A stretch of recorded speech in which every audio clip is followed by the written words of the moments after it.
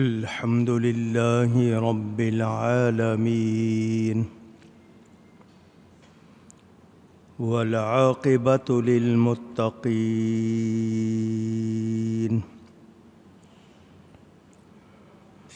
والصلاة والسلام على رسوله سيد المرسلين خاتم النبيين شفيع المذنبين سيد الأولين والآخرين سيدنا ومولانا محمد رسول رب العالمين وعلى آله وصحبه أجمعين. أما بعد فأعوذ بالله من الشيطان الرجيم. بسم الله الرحمن الرحيم.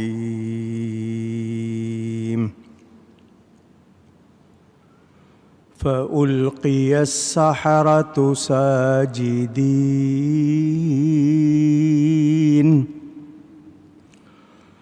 قالوا آمنا برب العالمين رب موسى وهارون. صدق اللہ العلی العظیم. محبت کے ساتھ ایک مرتبہ دروشی پڑھ لیجئے. اللہم صلی علی سیدنا و مولانا محمد معدن الجود والکرم وآلہ وصحبہ وبارک وسلم. الصلاة والسلام علیک یا رسول اللہ. الصلاة والسلام علیک یا حبیب اللہ. الصلاة والسلام علیک یا رحمة للعالمین وعلى آلك وأصحابك يا شفيع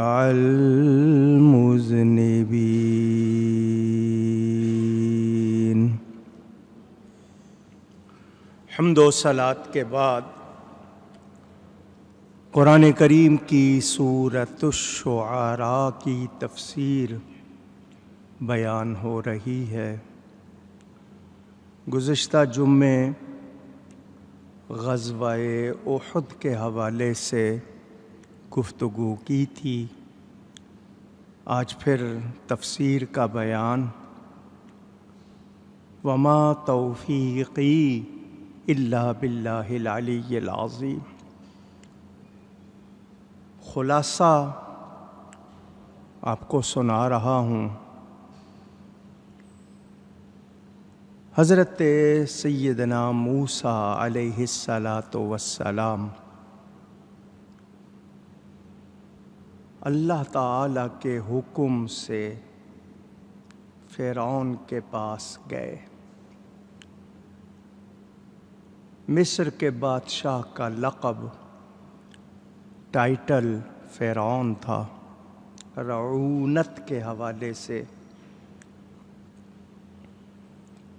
حضرت موسیٰ علیہ السلام جب گئے، جانے سے پہلے اللہ کی بارگاہ میں عرض کی میرے بھائی ہارون کو میرا وزیر بنا دے. اللہ تعالیٰ نے ان کی دعا قبول فرمائی اور دونوں کو فرمایا کہ جاؤ فرعون کے پاس جاؤ اور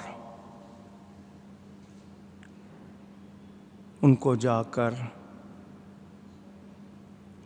دعوت حق کا پیغام سناؤ۔ حضرت موسیٰ علیہ السلام نے عاجزی کرتے ہوئے عرض کی، یا اللہ میری زبان نہیں چلتی۔ اس حوالے سے تفصیل آپ کو سنا چکا۔ اللہ تعالیٰ نے ان کے لیے خیر فرما دی۔ فرعون نے حضرت موسیٰ علیہ السلام کے آنے پر اپنا احسان جتایا کہ کیا میں نے تمہیں بچپن میں نہیں پالا تھا؟ تم نے اپنی عمر کے کئی برس میرے پاس گزارے، اور تم نے کیا اپنا وہ کام جو تم نے کیا، اور تم شکر گزار نہیں۔ موسیٰ علیہ السلام نے جواب دیا۔ حضرت موسیٰ علیہ السلام نے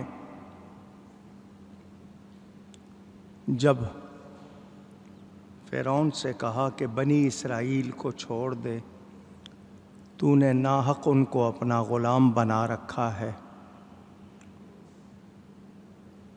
ہزارہا بے گناہ بچوں کے قتل تیرے ہاتھ سے ہوئے، تیرے حکم سے ہوئے، تو اب بنی اسرائیل کو چھوڑ دے۔ فرعون نے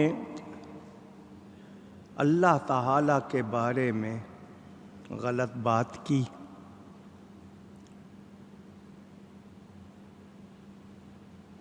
کہ یہ سارے جہان کے رب کا کیا مطلب؟ یہ رب العالمین کیا چیز ہے؟ معاذ اللہ اس نے ایسا کہا، کیونکہ وہ کوئی عالم نہیں تھا، صرف عالم اجسام کو جانتا تھا، عالم انوار، عالم امر، عالم ارواح، وہ ان سب سے بے خبر تھا۔ حضرت موسیٰ علیہ السلام نے کہا کہ آسمانوں اور زمینوں اور جو کچھ اس میں ہے وہ میرے رب نے بنایا ہے،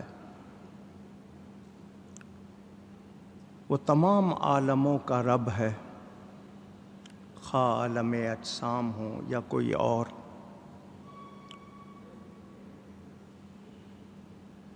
اگر تم واقعی سمجھدار ہو تو دیکھو زمین و آسمان اور جو کچھ اس میں ہے۔ اس نے آگے سے تمسخر کیا۔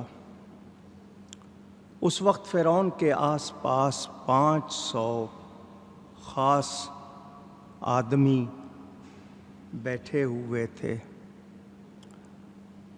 ان کے ہاں مردوں میں زیور پہننا یا اپنے آپ کو سجانا ایسا ہوتا تھا۔ فرنیچر جو تھا، کرسیاں، ان پہ بھی بہت کچھ جڑا ہوا تھا۔ ان کا یہ عقیدہ تھا کہ آسمان و زمین فرعون نے بنائے ہیں، یا وہ ان کو دائمی مانتے تھے، اور قدیم کو خالق کی ضرورت نہیں، لہٰذا ان کے لیے کوئی خالق نہیں۔ تو جواب دیا کہ اگر تم آسمان و زمین کو قدیم جانتے ہو تو تم اور تمہارے باپ دادا تو قدیم نہیں۔ ان کو بنانے والا کون تھا؟ کوئی تو تھا جس نے ان کو بنایا۔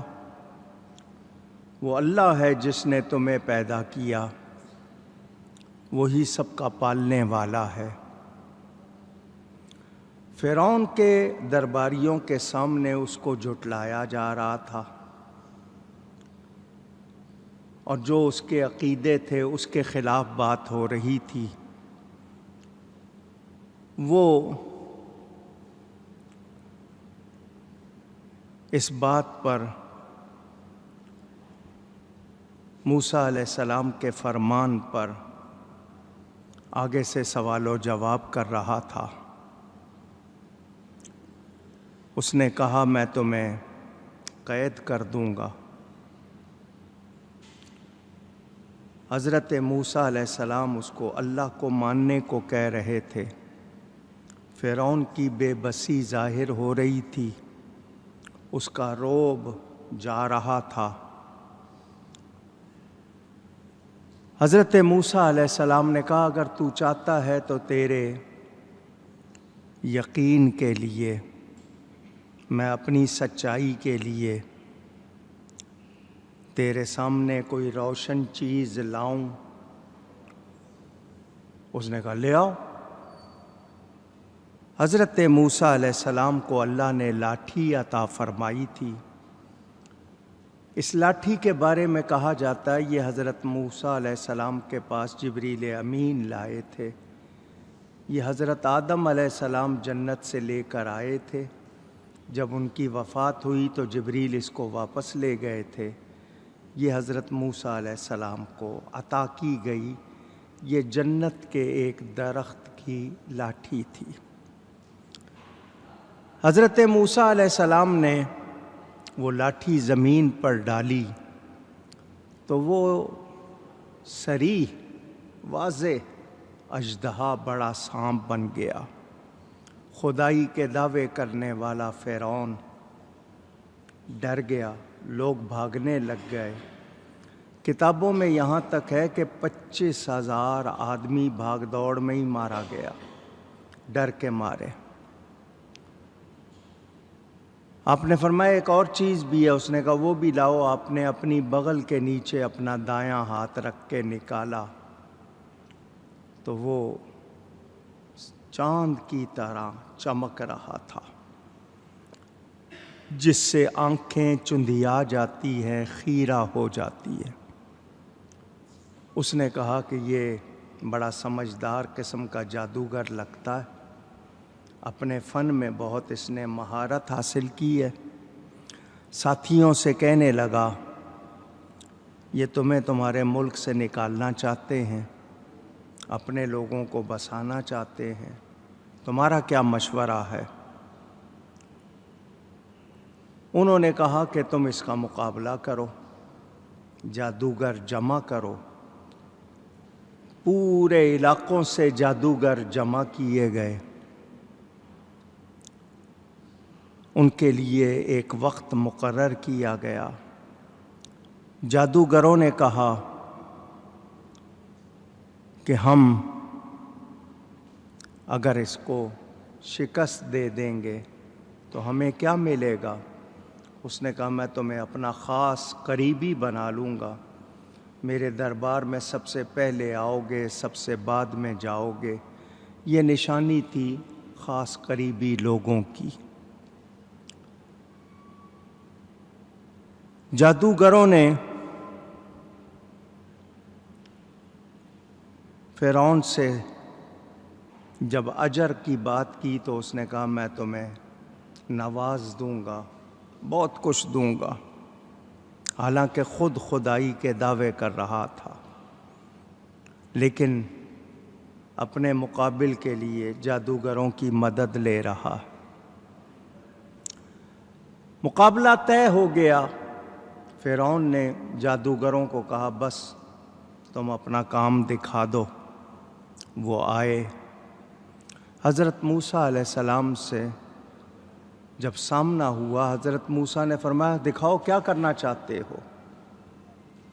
یہ پہل کروانے کا مطلب کہ جادوگروں سے کہنا کہ کرو تم پہل کرو، جو دکھانا ہے دکھاؤ، یہ کفر کی کمزوری دکھانی تھی، ان کی بے بسی دکھانی تھی، اس لیے ان سے کہا کہ پہل کرو۔ انہوں نے رسیاں، لکڑیاں سب کچھ ڈال دیں اور لوگوں کی نگاہوں پر جادو کر دیا۔ وہ لکڑیاں، وہ رسیاں رینگتے ہوئے سانپ نظر آنے لگے۔ جب انہوں نے یہ اپنا کرتب دکھا لیا، حضرت موسیٰ علیہ السلام کو اللہ نے حکم دیا آپ بھی اپنی لاٹھی ڈال دیں۔ انہوں نے لاٹھی ڈالی تو وہ بڑا سانپ بن گیا، اور وہ ساری لکڑیاں اور رسیاں جو سانپ نظر آ رہے تھے وہ نگل گیا۔ جادوگر چونکہ جادو کو جانتے تھے، ان کو پتہ تھا کہ جادو کیا ہوتا ہے، وہ فوراً پہچان گئے کہ ہم جو کر رہے ہیں وہ جادو ہے، موسیٰ علیہ السلام جو کر رہے ہیں وہ جادو نہیں ہے۔ ان کو فن معلوم تھا، وہ جانتے تھے۔ وہ اسی وقت سجدے میں گر گئے اور انہوں نے کہا کہ ہم ایمان لائے اس پر جو سارے جہان کا رب ہے، تمام جہانوں کا رب ہے۔ چونکہ فرعون بھی اپنے آپ کو رب العالمین کہلاتا تھا، تو صرف اتنا کہتے تو بات اشارہ اس کی طرف ہو سکتا تھا، تو کہا رب موسیٰ و ہارون، ہم اس رب کے سامنے جھکے ہیں، اس پر ایمان لائے ہیں جو موسیٰ اور ہارون علیہ السلام کا رب ہے۔ یہ اس وقت واضح کرنا ضروری ہو گیا تھا۔